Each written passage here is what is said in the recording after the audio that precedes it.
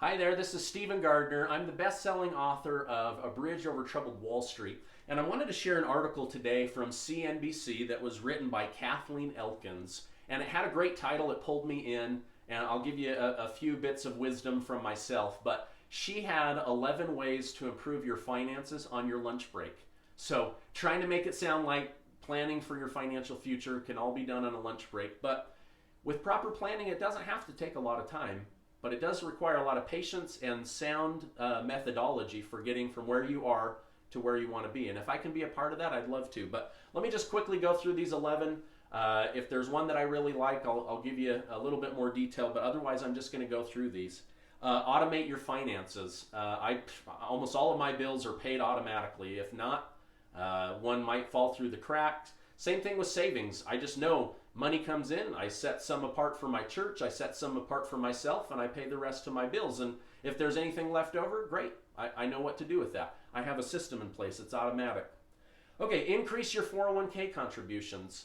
401ks, I'm not a big fan of them, to be honest. Anyone that's read my book or spoken with me personally, I'm not a big fan. But if you've already started down that road, it's not a bad road. You just have to be careful. 401ks have some of the highest fees in financial planning. So just be aware of that. High fees, limited investment opportunities, very little control. But if you are going to contribute to that and you have a match, it's free money, baby. Nothing's better than free, right? Okay, you've got to start reading. Go back through the classics. Rich Dad, Poor Dad, Think and Grow Rich, Millionaire Master Plan, Automatic Millionaire, whatever it is. Maybe one of my books will become a classic. That's the hope, right? But you got to start reading. Books are incredible because you get to take decades or years worth of information and have them boiled down into a couple hundred pages. We're not reading as much as we should. We need to be reading more. You want to be smart? Grow your library, not the size of your TV. Okay, open an investment account. Look for ways to do private investing, whether that's through a self-directed IRA or through cash or through real estate, whatever it might be. Open up an account. Make that sacred money. I have investment accounts I won't touch unless my children are dying. That's how committed I am to those. Okay, brainstorm ways to make more money. Most people go to a job, come home, eat dinner, watch TV, wake up, do it all over again. If you want more money, you got to think big and you got to think often. So think of ways, okay? Now, a major one is write down your goals. Most people, they have this idea. I want to be a millionaire. I want to be financially stable. I want to be self-made. You got to write it down. You got to write it down because guess what? Otherwise, if you don't keep that ideal in front of you, what do you have to work towards? Except for just spoken words, right? So write it down. It's powerful to say it out loud. It's more powerful to say it out loud and then write it down. Okay.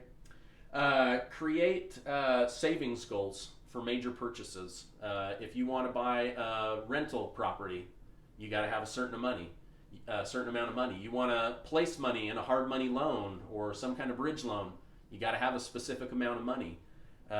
If you want to go on vacation or buy stainless steel appliances, whatever it is, set a goal, write it down, work towards it.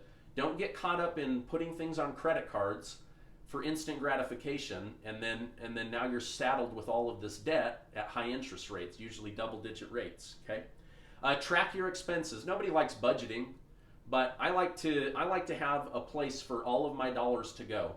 Okay, just assign them a place to go, whether that's savings or to your Wells Fargo mortgage or the electric company, whatever it is. Give every dollar that you successfully bring in a home. Cancel any unused subscriptions. I had to do this a few years ago. We were paying over $120 a month in cable and we weren't watching TV. We've now paired it back to Netflix and Hulu. Cost me $20. Saved myself $100 a month, $1,200 a year. There's things out there that we're not using. Don't keep paying for them. Do better things with your money. Be smarter with your money. Make sure you have the right insurance.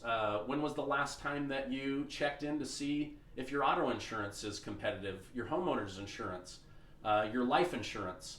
That you should, insurance is a big part of our expenses. Make sure you have that dialed in correctly. And then the last thing is understand the benefits of your employer. I'm self-employed. I own my own business, so I don't think about this one. But when I did work for a major corporation, I made sure to understand that, and I used to share that with other people. Ultimately, I ended up leaving, the corporate world, but you should understand those benefits. So I hope these 11 ways gave you some kind of ideas. If you need other ideas, please reach out to me by emailing me at Stephen with a PH at yourbridgeplan.com. Check out my book, A Bridge Over Troubled Wall Street, or my website, or any of my articles. If I can help in any other way, please, dude, reach out to me.